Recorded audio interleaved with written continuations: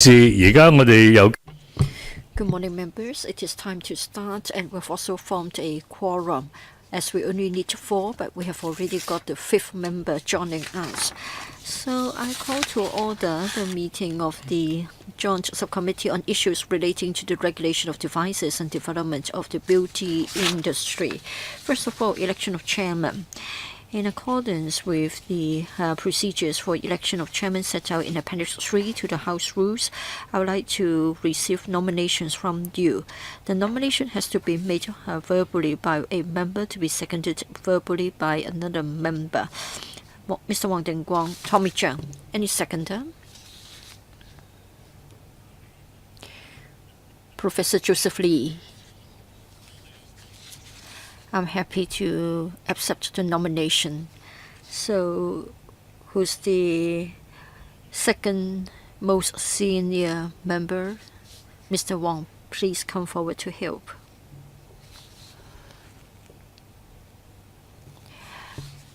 Any other nominations? I will count to 5. 1, 2, 3, 4, 5. Done.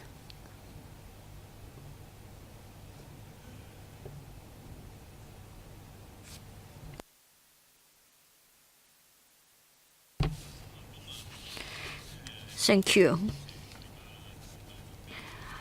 Thank you, members.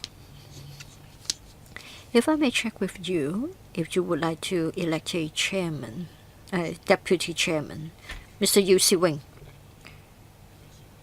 This bill, this subcommittee, would you say that there will be more than 10 meetings? Sorry, say that again. To me, I think it will have to hold more than 10 meetings, so it's better to have a deputy chairman so as to ease your workload. So is it agreeable to you all, members? Nominations, please. So let me go back to the relevant page of the script. Deputy chairman. All right. Let's elect the deputy chairman for the Joint Subcommittee. We need a verbal nomination by a member to make it a valid nomination, and it has to be seconded by another member, and the nomination has to be accepted by the nominee. Mr. Yu Si-wing, Dr. Elizabeth Quat, Mr. Siu Kao-fai, seconded. Dr. Elizabeth Quat, do you accept the nomination? Yes, I do. Any other nominations, please? Any other nominations? So I'll just count to 5. 1, 2, 3, 4, 5. All right. I declare that Dr. Elizabeth Quat has been elected uncontested as the deputy chairman of this joint subcommittee. We have a couple of minutes to deal with the rest of the agenda. Now, Mr. Jeffrey Lam would like to apply for late membership. So please take a look of the paper. Well, there's paper CB bracket 4, 328/18 to 19 bracket 02. We need to consult House Rule 23C. Would you accept his application? All right, accepted. Item 3, proposed work plan of the subcommittee.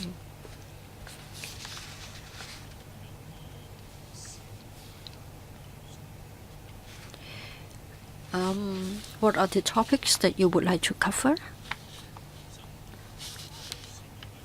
For the health services panel as well as the Commerce and Industry panel, they have endorsed the terms of reference as well as the work plan. You'll find it in Appendix 3. So that's about the regulation of devices and industrialization of the beauty industry and make timely recommendations. What are your suggestions for our agenda next time? Dr. N. Zhang. Thank you, Mr. Chairman. Regarding the beauty industry and its development, I'm most interested in that. I think last year the DAB suggested that we should set up a subcommittee. Now I'm grateful to Mr. Suka Fai for raising the proposal again. Well, for the beauty industry in Hong Kong, I think we need to sort of look at it in greater details, and we need the support from the government. Now the population is aging.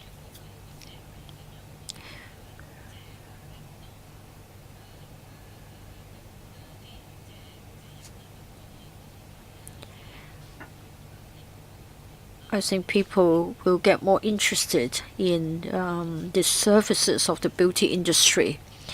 And in fact, many women in Hong Kong work in the beauty industry. It is their means of livelihood. So why don't we hold a public hearing? I would like to invite the practitioners of the beauty industry to come forward and tell us what sort of support they expect from the government so that their industry can develop, and they can also tell us the difficulties that they face. Thank you. Next, Mr. Suka Fai. Thank you, Mr. Chairman. I'm glad to see that we have finally got this subcommittee. The title itself is self-explanatory. We would like to talk about regulation of devices and development of the beauty industry. So I think we want to have a balanced development of the beauty industry. Understand that the government would like to legislate for the regulation of the devices. It is hoped that there can be enhanced regulation so as to safeguard the interests of the consumers. I agree with Dr. N. Zhang. It's good to invite the practitioners to attend a public hearing and tell us what they think, and then we can understand better the topic via the professional's perspective. Thank you. Next, Dr. Kiki Kwok.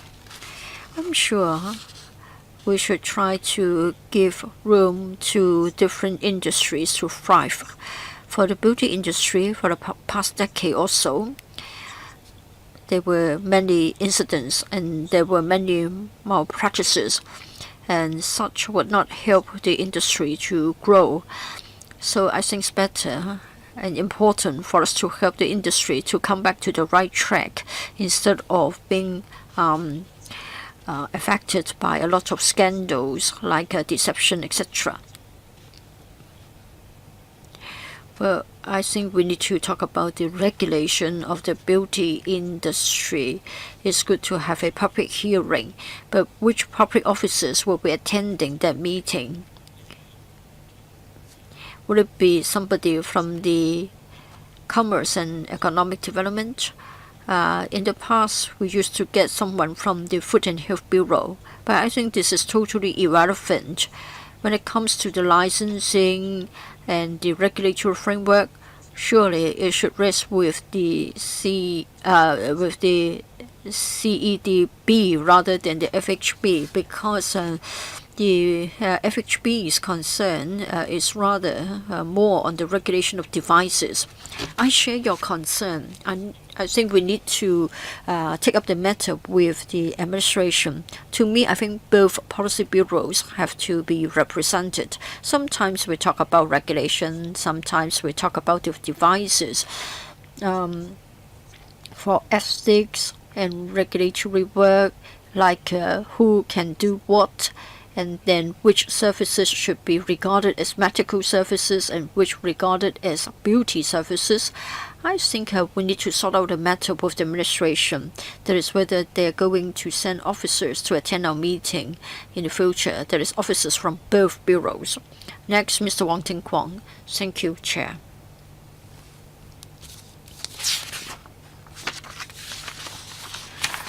First of all, we need to hold a public hearing so that we can listen to the practitioners and we can find out from them what their aspirations are like. That's the first point. Second point is that we need to define the relationship between beauty service and medical services.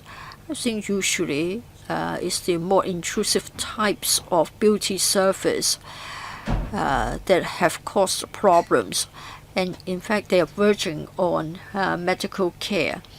and lives have been lost. For sort of simpler beauty procedures and with a lesser level of intrusion, I think we haven't experienced any problems. Now for the definitions of the beauty industry devices, again we need a statutory definition, and then the qualifications and training of the practitioners that should be taken up as well. And then fifthly, as KK Kwok has said, we need to look at the mode of operation. So I'm sure they should all be included in our discussion. Thank you. Professor Joseph Lee. Well, I agree with what members have said. I agree with all that. Now, whenever we talk about beauty services, the administration would pass the buck from one policy bureau to another, from its CEDB to the FHB and sometimes even to the LWB. So perhaps we should check if it is possible to do the following at our first substantive meeting. That is, before we hold a public hearing, we need to get the CS4A to come to tell us clearly who will be responsible. As Mr. Wang Tin-fung has said, beauty service is different from medical beauty service. The two are different. If we are not clear on our own part, then the administration will have an excuse to pass the buck. It will be too confusing, and we are mixing things up if we talk about regulation of devices and therefore regulation of the beauty industry. We need to get the CS to come here to tell us clearly about the division of labor. Well, in fact, what members have suggested have mostly been covered in the work plan, as in Appendix 3. Many points have already been raised during our previous discussion, but Joseph, you did have a valid point. We better write to the CS4A so as to sort out the sort of division of labor, since it would involve more than one bureau. It is said that the government is already drafting a bill, but it's a rumor at this stage. It hasn't been confirmed. Deputy Chair, for the development of the beauty industry, it is important. First of all, many people are patronizing the industry, and the industry itself has huge potential for development. Many mainlanders make a special trip to come to Hong Kong to use the beauty to patronize the beauty parlors. Some overseas visitors also come for the same purpose. Now, it is said that there are many regulatory measures that are more for the medical service that have been imposed on them, and so they find it difficult. Now, for Appendix 3, well, the FHB will certainly be involved because they would like to regulate the devices. But then again, we're talking about the development of an industry, so the CDB should also be involved.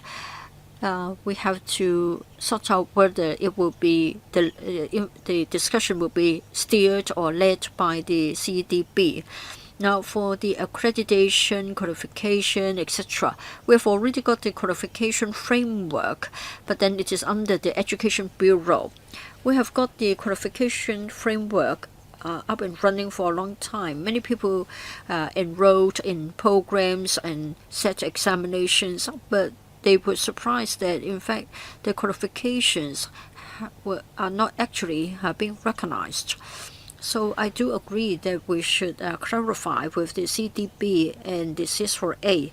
I think that takes us to the last point on the work plan, examining the role or roles of the government and its support. We should sort out this in the first place, otherwise we haven't got the right bureau attending our meetings, and then the government may not honor its commitments. Yes, I agree. When we talk about the qualifications framework, it is the jurisdiction of the LWB. And members, why don't we get in touch with the CS as well as other departments and bureaus first? 然後咧就再下一次我哋整個公聽會咁樣嘅。And the meeting after we can have a public hearing.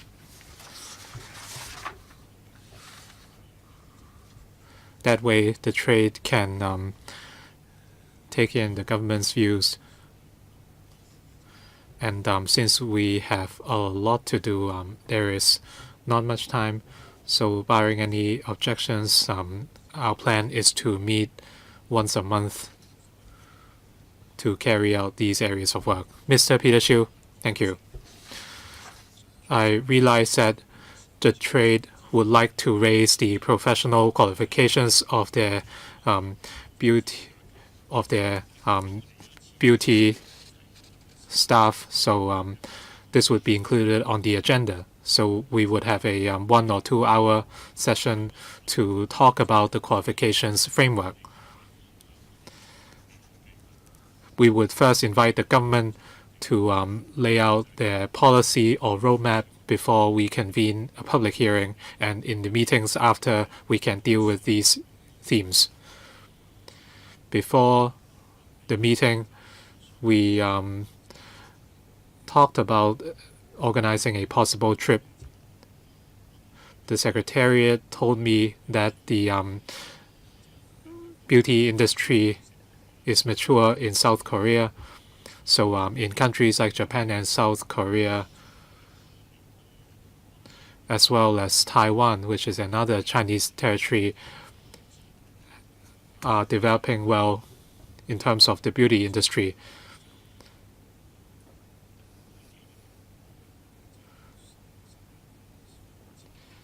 If we see a need to do so, come the Easter holiday, if we have time, we might organize a short trip to look at the regulations of other countries. By then, we would have a clearer idea of the issue. Dr. An Chang.